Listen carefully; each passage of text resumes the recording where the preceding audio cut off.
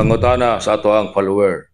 Attorney, pagkapaita niining akong sitwasyon, gidritso man ako og tangtang sa among HR. Unsa may akong buhaton ani? Okay.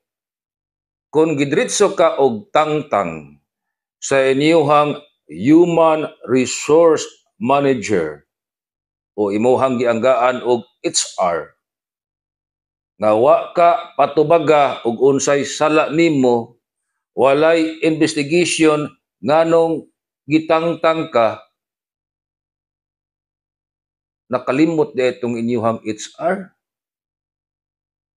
Nanginahanglan siya og saktong seminar sa inyuhang legal consultant. Kung tinuod man gani ang imong giingon, walang tikanganli para maproteksyonan ang imuhang pangalan, illegal dismissal ang gihimo sa inyuhang HR nimo. Walay due process.